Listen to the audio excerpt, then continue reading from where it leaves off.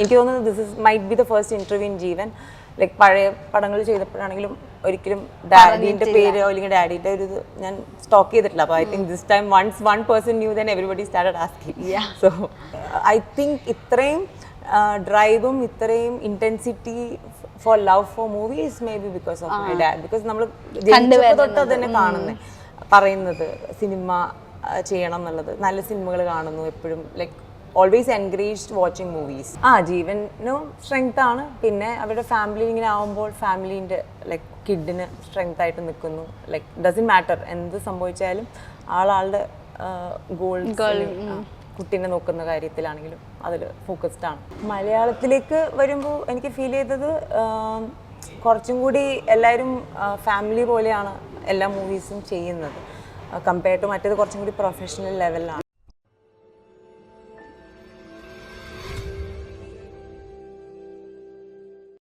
Hello everyone, welcome to Mapstic Media. അപ്പം ഇന്ന് നമ്മുടെ ഒപ്പം ഉള്ളത് ജീവൻ എന്ന സിനിമയിലൂടെ നമ്മുടെ മുന്നിലെത്തുന്ന പ്രീതി ക്രിസ്റ്റീന പോളാണ്. എന്തൊക്കെയുണ്ട് വിശേഷം? നല്ല വിശേഷം. ജീവൻ റിലീസ് ആവുകയാണ് 13th. അപ്പോൾ അതിൻ്റെ വിശേഷം അതാണ് ഏറ്റവും വലിയ വിശേഷം. അപ്പോൾ ഈ ജീവൻ എന്ന സിനിമയുടെ ക്യാരക്ടറിനെ പറ്റി പറയാമോ? കായൽ എന്നാണ് ഇതിലെ കഥാപാത്രത്തിൻ്റെ പേര്. ഒരു IT-യിൽ വർക്ക് ചെയ്യുന്ന ഒരു ഇൻഡിപെൻഡൻറ്റ് ഗേൾ, ഹാപ്പി ഗോ, പക്ഷേ ഭയങ്കര ഫാമിലി ഓറിയൻറ്റഡ് ആയിട്ടുള്ള ഒരു പേഴ്സണാണ്. അപ്പോൾ ജീവൻ്റെ ഒരു സംഭവം നടക്കുമ്പോൾ ഇതിൽ ഗോ ത്രൂ ചെയ്യുന്ന പ്രശ്നങ്ങൾ, അതാണ് കായലിൻ്റെ ഒരു സ്റ്റോറി. എന്താ ഈ പേര് തന്നെ ഒരു കായൽ എന്ന് പറയുന്ന ഒരു ഈ ക്യാരക്ടർ ഒന്ന് ആലോചിച്ചായിരുന്നോ? എന്തെങ്കിലും ഒരു പേര് ഞാൻ ചോദിച്ചായിരുന്നു. അപ്പോൾ ഡെപ്ത് എന്നുള്ളൊരിത്, പക്ഷേ ഒരു സ്ട്രെങ്ത് എന്നുള്ളൊരു പോയിന്റിലൊക്കെയാണ് സാർ തന്നെ ഉദ്ദേശിച്ചേക്കുന്നത്. അപ്പോൾ ജീവന് സ്ട്രെങ്ത് എടുക്കുന്ന ഒരാള് എന്നുള്ള രീതിയിലാണ്. ജീവനും സ്ട്രെങ്ത് ആണ്. പിന്നെ അവരുടെ ഫാമിലി ഇങ്ങനെ ആവുമ്പോൾ ഫാമിലീൻ്റെ ലൈക്ക് കിഡിന് സ്ട്രെങ്ത് ആയിട്ട് നിൽക്കുന്നു. ലൈക്ക് ഡസൻറ്റ് മാറ്റർ എന്ത് സംഭവിച്ചാലും ആളുടെ ഗോൾസ് കുട്ടീനെ നോക്കുന്ന കാര്യത്തിലാണെങ്കിലും അതിൽ ഫോക്കസ്ഡ് ആണ്. അങ്ങനെ. അപ്പം എങ്ങനെയാണ് ഈ സിനിമയിലോട്ട് വരുന്നത്? സിനിച്ചേട്ടൻ ആക്ച്വലി ഫസ്റ്റ് ആയിട്ട് ജീവന്റെ സ്റ്റോറി പറയുന്നത് സിനിച്ചേട്ടനെ അഭിനയിക്കാനൊരു ക്യാരക്ടർ കിട്ടി എന്നുള്ള രീതിയിൽ സ്ക്രിപ്റ്റ് പറഞ്ഞായിരുന്നു. അപ്പം എൻ്റെ ഒരു കോമൺ ഫ്രണ്ട് ത്രൂ ആണ് സിനിച്ചേട്ടൻ എനിക്ക് അറിയാവുന്നത്. അപ്പോൾ ഞങ്ങളുള്ളപ്പോൾ ഒരുമിച്ചുള്ളപ്പോൾ ഈ സ്ക്രിപ്റ്റ് പറഞ്ഞായിരുന്നു, ഇങ്ങനെയൊരു കഥാപാത്രം വന്നു. അപ്പം ഞാനത് കേൾക്കുന്നത് ചേട്ടൻ്റെ വന്നൊരു സ്ക്രിപ്റ്റ് ആയിട്ടാണ്. അപ്പോൾ അത് കേട്ടപ്പോൾ എനിക്ക് ഭയങ്കര ഇഷ്ടപ്പെട്ടു. അടിപൊളി സ്റ്റോറി ആണല്ലോ, നല്ല പെർഫോമൻസ് ചെയ്യാൻ പറ്റുന്ന സിനിച്ചേട്ടൻ്റെ ആദ്യത്തെ അഭിനയിക്കുന്ന പടം. അപ്പം ഞാൻ വെച്ചു അടിപൊളിയായിട്ടുണ്ട് ചേട്ടാ, വെരി നൈസ് എന്നൊക്കെ പറഞ്ഞ് അങ്ങനെ അത് വിട്ടു. പിന്നെ കുറേ നാളൊരു 6 months ഒക്കെ കഴിഞ്ഞിട്ട് എൻ്റെ അടുത്ത് വിളിച്ചിട്ട് പറഞ്ഞു, ഇങ്ങനെ അതിൽ മെയിൻ റോളായിട്ട് ചേട്ടൻ്റെ വൈഫായിട്ടുള്ളൊരു ക്യാരക്ടർ ഉണ്ട് കായൽ, നീ കഥ കേട്ട് നോക്ക്. ബിക്കോസ് നമ്മളന്ന് കേൾക്കുന്ന ജീവന്റെ സ്റ്റോറി ലൈൻ ആണല്ലോ. നമ്മളത് കേട്ട് നോക്കിയപ്പോൾ എനിക്ക് ഭയങ്കര ഇഷ്ടപ്പെട്ടു കായലിൻ്റെ ക്യാരക്ടർ. പിന്നെ എനിക്ക് ഭയങ്കര കണക്ട് ചെയ്യാൻ പറ്റി. ബിക്കോസ് ഞാൻ പേഴ്സണലി എനിക്കറിയാവുന്ന ആൾക്കാർ അല്ലെങ്കിൽ ഫീമെയിൽസ് ഗോ ത്രൂ ചെയ്യുന്നത് ഞാൻ ഡേ ടു ഡേ ബേസിസ് കണ്ടിട്ടുമുണ്ട്. എനിക്ക് പേഴ്സണലി ആൾക്കാരെ അറിയാം. അപ്പോൾ അത് എനിക്ക് കണക്ട് ചെയ്യാൻ അത്രയും പാടൊന്നും ഉണ്ടായിരുന്നില്ല കായൽ എന്ന് പറഞ്ഞ കഥാപാത്രം. അതുകൊണ്ട് അങ്ങനെയാണ് ഇതിലേക്ക് വന്നത്.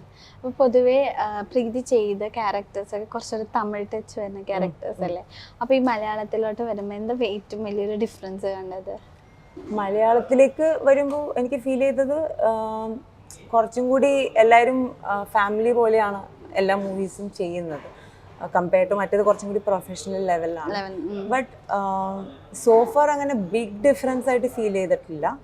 ബട്ട് മെയിൻലി അതായത് ലാംഗ്വേജ് ബാരിയേഴ്സ് എന്തെങ്കിലും തോന്നിയായിരുന്നോ? ആക്ച്വലി ഇല്ല. ബിക്കോസ് എനിക്ക് തമിഴ് ഭയങ്കര ഇഷ്ടമാണ്. തമിഴ് നന്നായി സംസാരിക്കുന്ന ഒരാൾ. എൻ്റെ മമ്മി ജനിച്ച് വളർന്നൊക്കെ വെല്ലൂരിലാണ്. അപ്പോൾ അതുകൊണ്ട് അത്യാവശ്യം നന്നായിട്ട് തമിഴ് പറയുമായിരുന്നു. അപ്പോൾ എനിക്കങ്ങനെ മനസ്സിലാക്കാനോ ഒന്നും ബുദ്ധിമുട്ടുണ്ടായില്ല. പിന്നെ നമ്മൾ എപ്പോഴും പറയാത്തതിൻ്റെ ഒരു ബുദ്ധിമുട്ടുള്ളൂ. പക്ഷെ എനിക്ക് തമിഴ് ആക്ച്വലി ഭയങ്കര ഇഷ്ടം. അപ്പോൾ അങ്ങനെ മലയാളവും അതുപോലെ ഫ്ലൂയൻ്റ് ആയതുകൊണ്ട് അങ്ങനെ പ്രശ്നമൊന്നുമില്ല. അപ്പോൾ പ്രീതിയുടെ പിന്നെ ഒരു കാര്യം ഞാൻ അറിഞ്ഞത്, നമ്മുടെ പണ്ട് നമ്മുടെ ഒരുപാട് നല്ല മലയാളം മൂവീസ് ചെയ്തിരുന്ന ഒരു ഡയറക്ടറിൻ്റെ മോളും കൂടിയാണ് ബാബു എന്ന് പറയുന്ന ഡയറക്ടറുടെ മോള്.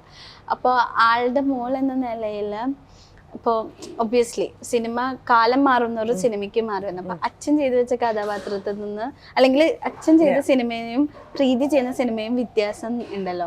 അപ്പോൾ ആ ഒരു ഏജ് ഗ്യാപ്പ് അല്ലെങ്കിൽ ഒരു ജനറേഷൻ ഡിഫറൻസിൽ മെയിനായിട്ട് എന്താണ് പ്രീതി കണ്ടത്? അങ്ങനെ ജനറേഷൻ ഗ്യാപ്പായിട്ട് നമുക്ക് പറയാൻ പറ്റത്തില്ല. ബിക്കോസ് അന്നത്തെ കാലത്തുള്ള മൂവീസ് നമ്മൾ ഇപ്പോഴും കാണുകയാണെങ്കിൽ കുറെ മൂവീസ് ഒക്കെ ഇപ്പോഴും നമ്മൾ കണ്ടുകൊണ്ടിരിക്കുന്ന മൂവീസ് പണ്ടത്തെ കാലത്തെ മൂവീസ്. സോ ലൈക്ക് സ്ക്രിപ്റ്റ് ആണ്, ലൈക്ക് നല്ല സ്ക്രിപ്റ്റ് ഉള്ളപ്പോൾ നമ്മൾ ആ മൂവീസ് വീണ്ടും വീണ്ടും കാണുക എന്നുള്ളതാണ്. അപ്പോൾ ഇപ്പോഴും ഞാൻ ചിലപ്പോൾ പഴയ കാലത്തുള്ള പടങ്ങൾ 80s-ലെയും പടങ്ങളൊക്കെ ഇരുന്ന് റിപ്പീറ്റിൽ കാണും. അപ്പോൾ അങ്ങനെ നമുക്ക് പറയാൻ പറ്റില്ല. പക്ഷെ ടെക്നിക്കൽ വൈസ് കുറേയൊക്കെ ചേഞ്ച് ആയിട്ടുണ്ടാവും, ഗ്രോ ആയിട്ടുണ്ടാവും. അങ്ങനെ മൂവീസിനെ പ്രസന്റ് ചെയ്യുന്ന രീതി മാറിയിട്ടുണ്ടാവും. അവരുടെ കാലത്തു നിന്നും നമ്മുടെ കാലത്തിലേക്കുള്ള അതായിരിക്കും ഡിഫറൻസ്. പിന്നെ എന്തെങ്കിലും ആലോചിച്ചിട്ടുണ്ടോ ഒരു മൂവി ഇപ്പൊ അച്ഛൻ ചെയ്തു വെച്ചപ്പോ കൂടും തേടി എന്ന് പറഞ്ഞ സിനിമയൊക്കെ ആ സമയത്തുള്ള ഓഡിയൻസും ഇപ്പോഴത്തെ സമയത്ത് സിനിമേനും നോക്കിയാണ് ഓഡിയൻസിന് നല്ല ഡിഫറൻസ് ഉണ്ടെന്ന് തോന്നിയിട്ടുണ്ട്? ഡെഫിനറ്റ്ലി. ഇപ്പം നമ്മൾ അന്ന് കാണുമ്പോൾ തന്നെ നമ്മൾ അക്സെപ്റ്റ് ചെയ്യുന്ന കൈൻഡ് ഓഫ് മൂവീസും നമ്മളിപ്പോഴത്തെ നമ്മുടെ മൂവീസും ഭയങ്കര ഡിഫറെൻ്റ് ആണ്. അതായത് ന്യൂ സ്ക്രിപ്റ്റ്സ്, പുതിയ ആൾക്കാർ, ഇപ്പോൾ കൂടുതൽ ആൾക്കാർ ലുക്കിംഗ് ഫോർ സ്ക്രിപ്റ്റ്സ്, നല്ല സ്ക്രിപ്റ്റ്സ് ആണ്. അപ്പോൾ വലിയ പടത്തിനെക്കാട്ടിലും ആൾക്കാർ നോക്കുന്നത് നല്ല സ്ക്രിപ്റ്റ് ബേസ്ഡ് ആയിട്ടുള്ള മൂവീസ് ആണ്. എനിക്ക് തോന്നുന്നു അത് ഭയങ്കര ബിഗ് ഡിഫറൻസ് ആണ്. അന്നത്തെ ഇപ്പൊ പ്രേക്ഷകനും കൂടുതൽ അക്സെപ്റ്റിംഗ് ആണ്. പണ്ട് നമ്മൾ അങ്ങനെയല്ലല്ലോ, ലൈക്ക് മെയിൻ ഹീറോ പടം കാണാൻ പോവാം അങ്ങനെയാണ് പേര്. പക്ഷെ ഇപ്പൊ നമ്മൾ മൂവിയുടെ പേര് ത്രൂ ആണ് അറിയപ്പെടുന്നത് കൂടുതൽ. അപ്പോൾ എനിക്ക് തോന്നുന്നു അത് ഭയങ്കര ബിഗ് ഡിഫറൻസ് ആണ് ഇപ്പോഴത്തെ, especially right now Malayalam industry is in such a good stage. അപ്പോൾ I think that's a very good thing. എപ്പോഴെങ്കിലും അച്ഛൻ ഡയറക്ടറായിട്ട് അങ്ങനെ സിനിമയിലോട്ട് വന്ന ഒരാളാണോ പ്രീതി, അതോ പ്രീതിക്ക് സ്വയം ഉണ്ടായിരുന്നോ സിനിമ നടിയാവണം അങ്ങനെ? ഡാഡി ഒരിക്കലും സപ്പോർട്ടീവ് അല്ല. സോ ഡാഡീൻ്റെ ത്രൂ ഒരു വന്നതല്ല ആക്ച്വലി.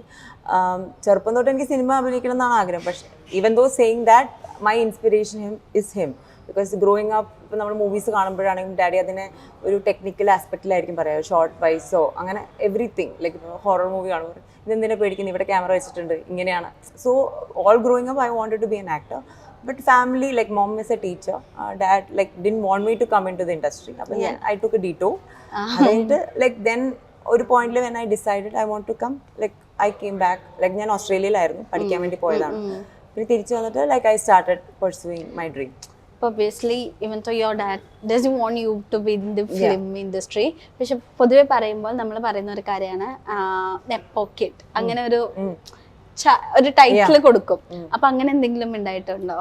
ഇല്ല, ബിക്കോസ് ഞാൻ പൊതുവെ അങ്ങനെ പറയാറില്ല. ലൈക്ക് ആ കാലത്തുള്ള ഡയറക്ടേഴ്സിനെ അറിയാമായിരിക്കുമല്ലോ, അപ്പോൾ ഇങ്ങനെ പറയും ഓക്കെ മീറ്റ് ചെയ്യുമ്പോൾ പോളിന്റെ മോളാന്ന് പറയും. ഇല്ലാതെ ഞാനിപ്പോ ഓഡീഷൻസിന് പോകുമ്പോഴോ ഇല്ലെങ്കിൽ സാധാരണ any function I don't talk about it. Like I think now ഇന്റർവ്യൂവിൽ എനിക്ക് തോന്നുന്നു this might be the first interview in Jeevan. Like പഴയ പടങ്ങൾ ചെയ്തപ്പോഴാണെങ്കിലും ഒരിക്കലും ഡാഡിന്റെ പേരോ അല്ലെങ്കിൽ ഡാഡിയുടെ ഒരു ഇത് ഞാൻ സ്റ്റോക്ക് ചെയ്തിട്ടില്ല. അപ്പോൾ I think this time once one person knew then everybody started asking. So maybe like പൊതുവെ നമ്മൾ അങ്ങനെ അറിയുമ്പോൾ എല്ലാവരും പറയും ഓ ഇതൊരു നെപ്പോ കിഡ് ആണെന്ന്. പക്ഷെ ശരിക്കും സത്യം പറഞ്ഞാല് your dad doesn't want you to be in the movie.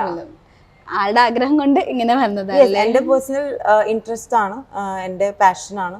പക്ഷെ ലൈക്ക് ഒബ്വിയസ്ലി ഐ തിങ്ക് ഇത്രയും ഡ്രൈവും ഇത്രയും intensity for love for movies maybe because of my dad. Because നമ്മൾ തൊട്ട് അത് തന്നെ കാണുന്നത്, പറയുന്നത് സിനിമ ചെയ്യണം എന്നുള്ളത്, നല്ല സിനിമകൾ കാണുന്നു എപ്പോഴും, like always encouraged watching movies. അപ്പോൾ ഇംഗ്ലീഷ് മൂവീസ് ആണെങ്കിലും ചെറുതിൽ കുറേ ഇംഗ്ലീഷ് മൂവീസ് വാച്ച് ചെയ്യായിരുന്നു ഡാഡിൻ്റെ ഒപ്പം. അപ്പോൾ സ്ക്രിപ്റ്റ് സംസാരിക്കും, script like he's very fun persons. അപ്പോൾ സ്ക്രിപ്റ്റ് ഒക്കെ നല്ല തമാശയായിട്ടൊക്കെ പറയും. അപ്പോൾ അതുകൊണ്ട് definitely it's just not dad, both my dad and mom like just in the industry. പക്ഷേ ഇപ്പം മമ്മി ആണെങ്കിലും ബാക്കിയുള്ള കാര്യത്തിലൊക്കെ ഭയങ്കര സപ്പോർട്ടാണ്. ഇത് ഷീ ജസ്റ്റ് ഡസന്റ് അണ്ടർസ്റ്റാൻഡ് എന്താണ് സംഭവം. പ്രീതിക്ക് വരുന്ന ക്യാരക്ടേഴ്സിനെ പറ്റി ഡിസ്കസ് ചെയ്യാനുണ്ടോ വീട്ടിലൊക്കെ? ഇല്ല, ലൈക്ക് അങ്ങനെ ഡിസ്കസ് ഒന്നും ചെയ്യാറില്ല. ജസ്റ്റ് ഇങ്ങനെ പടം ചെയ്യുന്നുണ്ടെന്ന് പറയും, അല്ലാതെ ക്യാരക്ടർ എന്താണ് അതിന്റെ ഡെപ്ത് ആയിട്ടൊന്നും ഡിസ്കസ് ചെയ്യാറില്ല. ഒരു ക്യാരക്ടർ പ്രീതിക്ക് വരുമ്പോൾ പ്രീതി ഫസ്റ്റ് എന്താ നോക്കാറ്? ലൈക്ക് എന്തെങ്കിലും ഹുക്ക് ചെയ്യുന്ന എന്തെങ്കിലും ഉണ്ടോന്നാണോ നോക്കാറ്? സ്ക്രിപ്റ്റ് ആയിരിക്കും. ആ സ്ക്രിപ്റ്റ് മൊത്തത്തിൽ സ്ക്രിപ്റ്റ് കേൾക്കുമ്പോൾ എങ്ങനെയുണ്ട് എന്നുള്ളൊരു സംഭവം ഉണ്ടല്ലോ, നമുക്ക് കേൾക്കുമ്പോൾ അറിയാലോ it's a good script or not. Script കേൾക്കും, പിന്നെ ലൈക്ക് എൻ്റെ കഥാപാത്രം ലൈക്ക് എത്ര like how it is and all. Mainly script ആണ്, സ്ക്രിപ്റ്റ് കേട്ടിട്ട് ഇഷ്ടപ്പെടുകയാണെങ്കിൽ ചെയ്യും. ഇപ്പോൾ തമിഴിലും മലയാളത്തിലും രണ്ടിലും എക്സ്പീരിയൻസ് ഉള്ള ഒരാളാണെന്നുള്ളതുകൊണ്ട് ചോദിക്കണം. തമിഴിലാണെങ്കിലും മലയാളത്തിലാണെങ്കിലും ഇനി ഒരു ആക്ടറിനൊപ്പം അഭിനയിക്കണം എന്ന് വല്ല ആഗ്രഹമുണ്ടോ? ലൈക്ക് ഒരു ഡ്രീം പ്രോജക്റ്റ് അല്ലെങ്കിൽ dream actor? Basically I want to act with all actors, all directors, good scripts.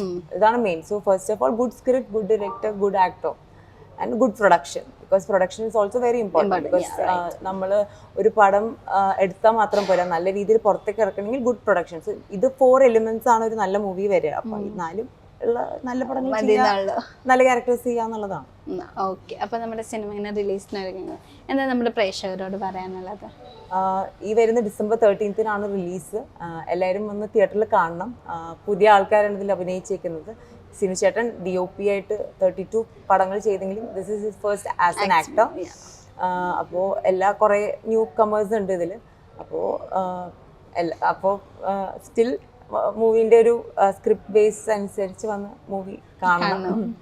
ഈ പറഞ്ഞ പോലെ തന്നെ സിനിമ വൻ വിജയകരമായിട്ട് ആശംസിക്കുന്നു. Thank you. ഇനിയും നല്ല നല്ല റോളിൽ പ്രീതി ഞങ്ങളുടെ മുമ്പിൽ എത്തിയിട്ട് thank you thank you so much.